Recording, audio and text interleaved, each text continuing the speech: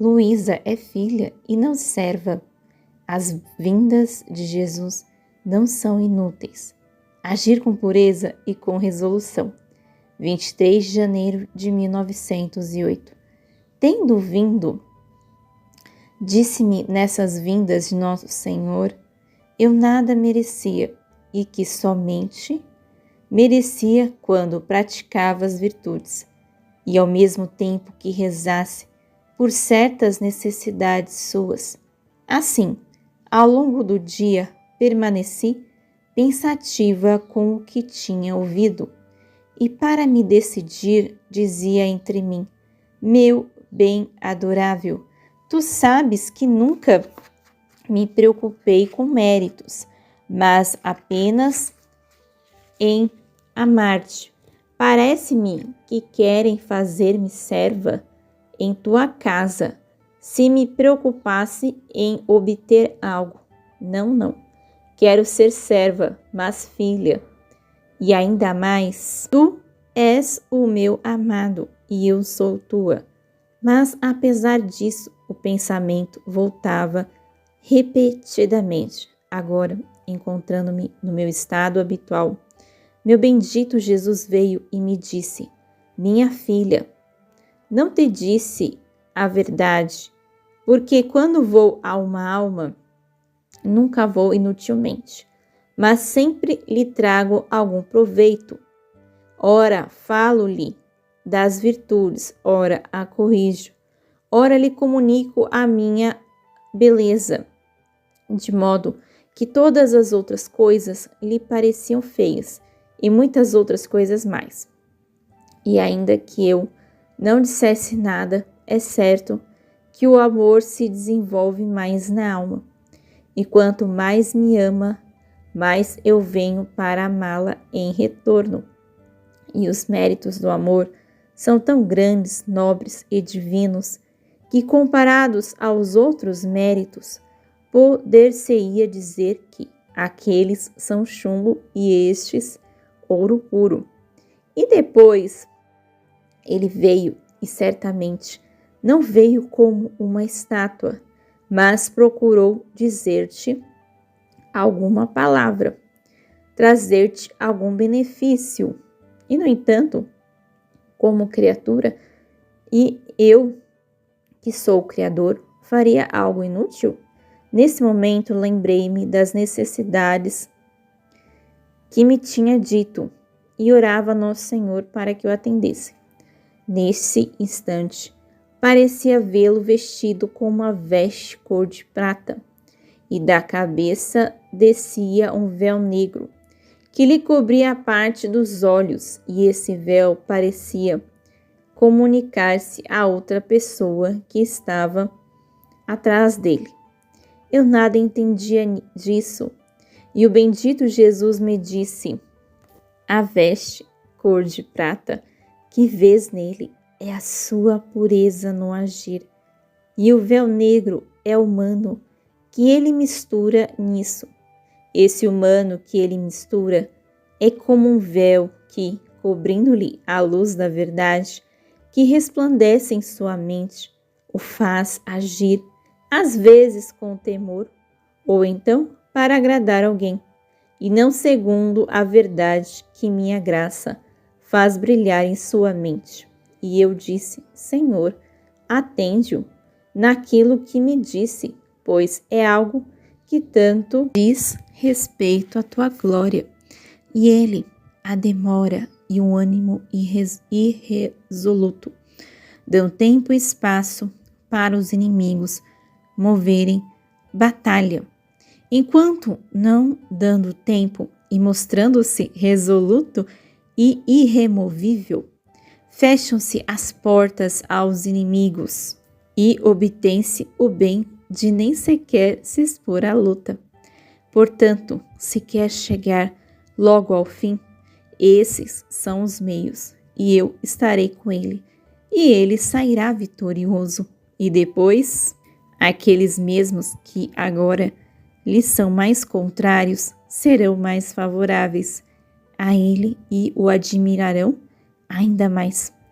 Vendo desmanchar as suas visões humanas. O sinal de que se está na graça é a prontidão em seguir a graça. 6 de fevereiro de 1908.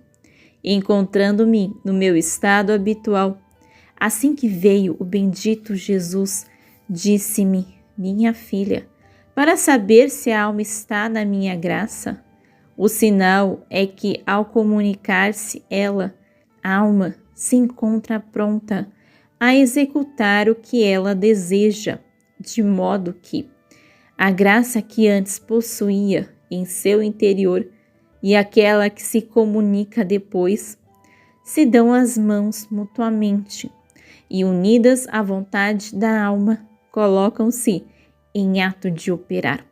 Se, porém, ela não se encontra pronta, há muito que se duvidar.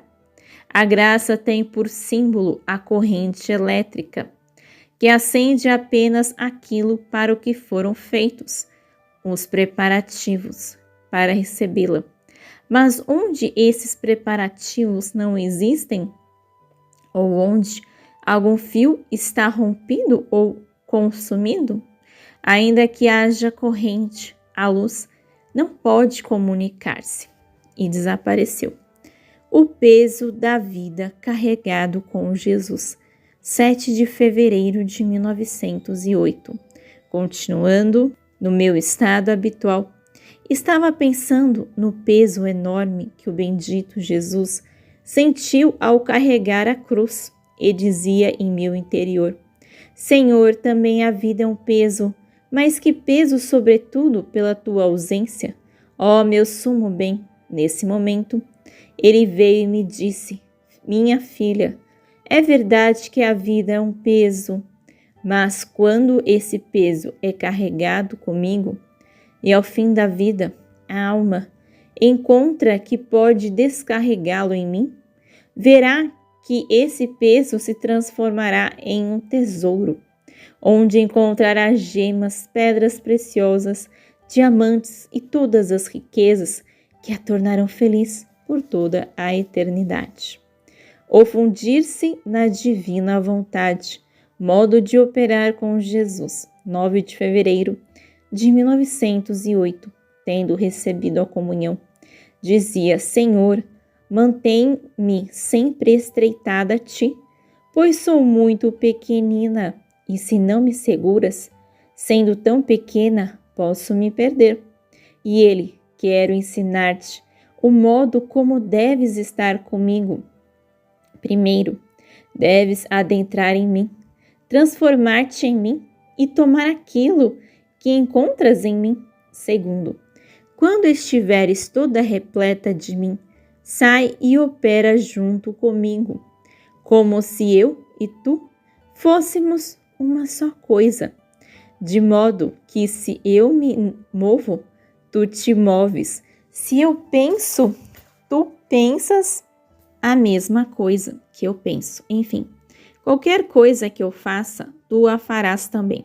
Terceiro, com esse operar conjunto que realizamos, afasta-te por um instante de mim e vai ao meio das criaturas, dando a todas e a cada uma tudo o que operamos juntos, ou seja, dando a cada uma a minha vida divina.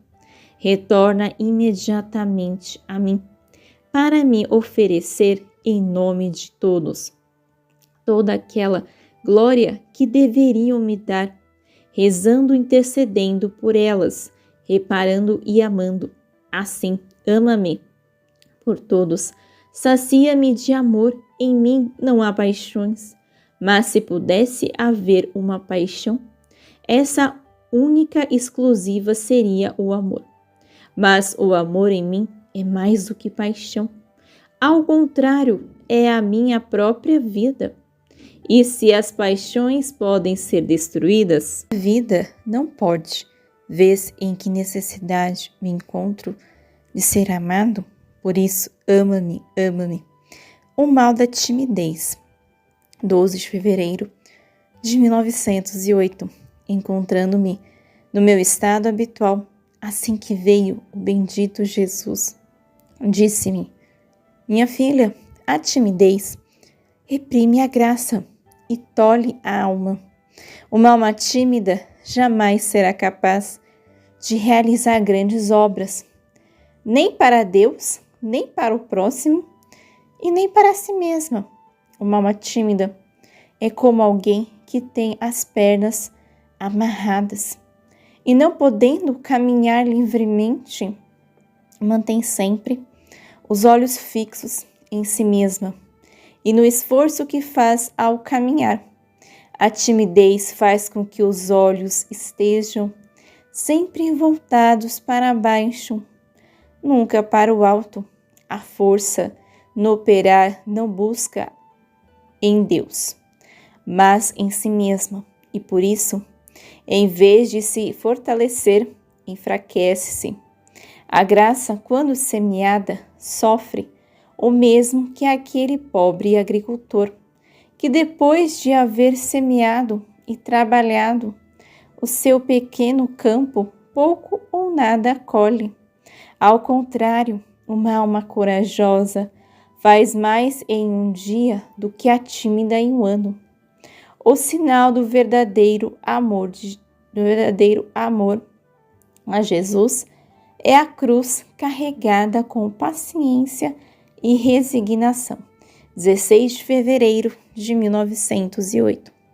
Encontrando-me no meu estado habitual, pensava comigo mesma: por que somente a cruz nos faz conhecer se realmente amamos o Senhor? Já que há tantas outras coisas, as virtudes, a oração, os sacramentos, que também poderiam nos fazer conhecer se o amamos? Enquanto pensava nisso, o bendito Jesus veio e me disse: minha filha, é exatamente assim. Somente a cruz é o que faz conhecer se realmente se ama o Senhor. Mas a cruz, carregada com paciência e resignação, pois que onde há paciência e resignação, nas cruzes, a vida divina. Sendo a natureza tão avessa ao sofrimento, se há paciência, não pode ser algo natural, mas sim divino. E a alma já não ama mais apenas com o seu próprio amor ao Senhor, mas unida ao amor da vida divina. Então, que dúvida pode ter se ama ou não, se chega a amá-lo com o seu próprio amor? Já nas outras coisas, mesmo nos próprios sacramentos, pode haver quem ame e possua essa vida divina em si. Mas essas coisas não podem dar a certeza que a cruz dá. Ela pode estar presente ou não. Por falta de disposições, alguém pode fazer uma boa confissão. Mas se lhe faltam as disposições, não pode dizer com certeza que ama e que recebeu em si essa vida divina. Outro recebe a comunhão, recebe a vida divina, mas pode afirmar com certeza que essa vida permanece nele? Se teve as verdadeiras disposições, portanto, se vê que alguns comungam ou se confessam, e nas ocasiões adversas não se percebe neles a paciência da vida divina. E se falta a paciência, falta o amor, porque o amor se conhece apenas pelo sacrifício. Eis o motivo das dúvidas. Enquanto a cruz, a paciência e a resignação são os frutos que somente a graça e o amor podem produzir. No palpitar de Jesus palpitavam todas as criaturas. 9 de março de 1908. Muitas pessoas vão até Luísa, atraídas pelo tesouro dos sofrimentos, no qual está Jesus, continuando no meu estado habitual. Assim que veio o bendito Jesus, Parecia que se aproximava de mim e me fazia sentir os batimentos do seu coração, mas tão fortes, e em seu pulsar palpitavam muitos outros pequenos batimentos. Ele me disse: minha filha, assim se encontrava o meu coração no ato da minha paixão. No meu coração palpitavam todas as vidas humanas, que com seus pecados estavam todas em ato de me dar a morte. E o meu coração, a despeito da sua ingratidão, tomado por violência de amor, restituía a vida a todos. Por isso palpitava tão forte, e no meu palpitar encerrava todas as palpitações humanas, fazendo-as ressurgir, transformadas em palpitações de graça, de amor e de delícias divinas. E desapareceu. Além disso, depois de ter passado um dia com muitas visitas, sentia-me cansada e em meu íntimo queixava-me ao nosso Senhor, dizendo: afastai de mim as criaturas, sinto-me muito oprimida, não sei o que encontram e o que querem de mim. Tende piedade da violência que faço continuamente para me manter contigo no meu interior e ao mesmo tempo com as criaturas no exterior. Nesse momento veio a rainha-mãe e, erguendo a sua mão direita e apontando para o meu interior, onde parecia estar o amável Jesus, disse-me: minha dileta filha, não te deixes oprimir. As criaturas correm para onde há um tesouro, já que em ti há o tesouro dos sofrimentos, onde está encerrado meu doce filho, por isso vem a ti. Mas tu, enquanto tratas com elas, não te distraias do teu tesouro. Faz com que cada um ame o tesouro que em ti se encontra, que é a cruz e o meu filho. Dessa forma, tu os mandarás de volta enriquecidos. A união com Jesus remove qualquer impressão causada pelas coisas externas. 13 de março de 1908. Estando no meu estado habitual, veio um demônio que fazia coisas estranhas. Assim que desapareceu, não pensei mais naquilo, de tal modo que até esqueci as suas entranhezas, ocupando-me apenas com o meu sumo e único bem. Depois, porém, veio-me o pensamento: como sou ruim, insensível, nada me impressiona.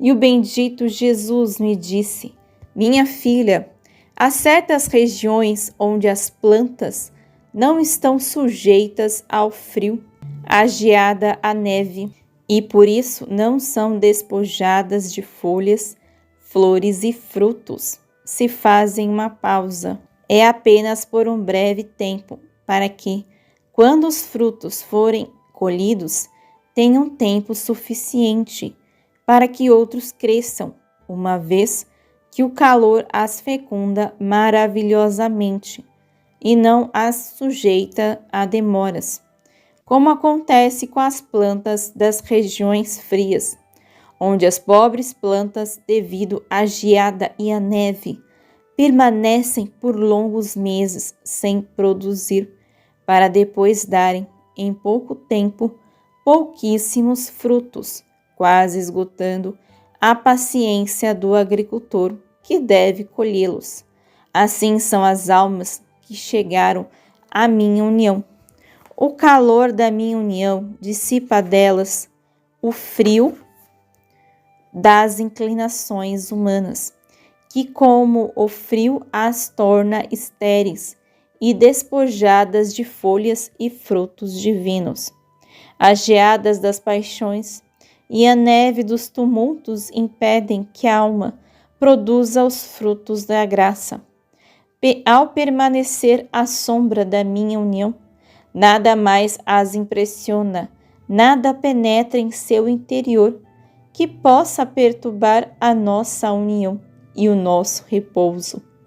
Toda a sua vida se desenvolve em meu centro, de modo que sua inclinação, sua paixão é por Deus, e se por vezes faz uma pausa, não é outra coisa senão um simples esconder-me para lhes proporcionar a surpresa de maiores consolações e assim poder saborear nelas frutos mais requintados de paciência e heroísmo que exerceram durante meu esconderijo.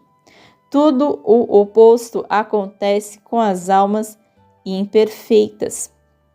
Elas são como plantas nascidas nas regiões frias, sujeitas a todas as impressões, de modo que sua vida depende mais das impressões do que da razão e da virtude.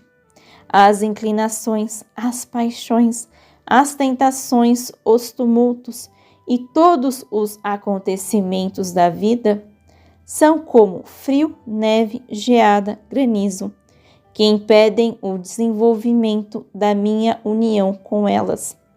E quando parece que produziram uma bela floração, basta um novo acontecimento, uma coisa que as impressione para fazer essa bela floração murchar e cair por terra.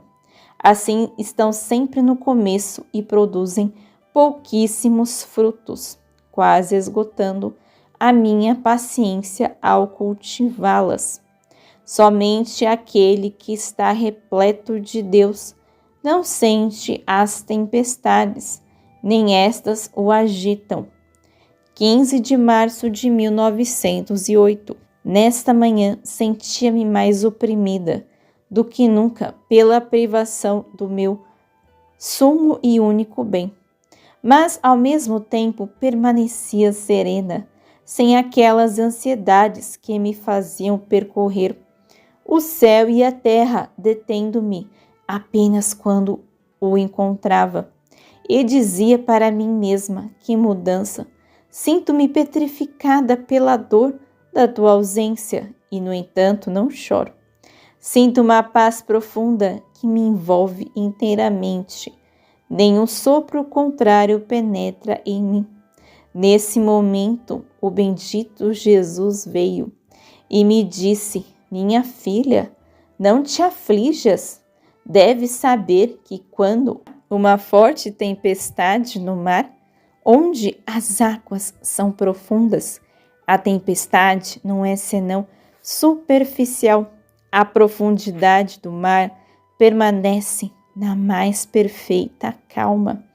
As águas continuam tranquilas e os peixes, ao perceberem a tempestade, para ficarem mais seguros, vão se refugiar onde a água é mais profunda.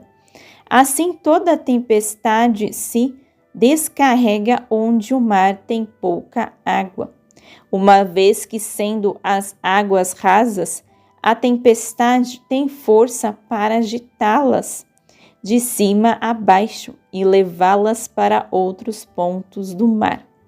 Assim acontece com as almas que estão completamente repletas de Deus até a borda, a ponto de transbordar. As tempestades não têm força para agitá-las, minimamente, pois contra Deus não há força que prevaleça. No máximo, poderão senti-las superficialmente. Aliás, ao perceberem a tempestade, a alma põe em ordem as virtudes e recolhe no mais profundo de Deus. Assim, externamente, parece que há tempestade, mas tudo isso é falso, já que então a alma experimenta ainda mais paz e repousa tranquila no seio de Deus, como os peixes no seio do mar. Tudo ao contrário acontece com as almas vazios de Deus ou que têm apenas um pouco de Deus. As tempestades se agitam completamente, de modo que se possuem aquele pouco de Deus ou diminuem.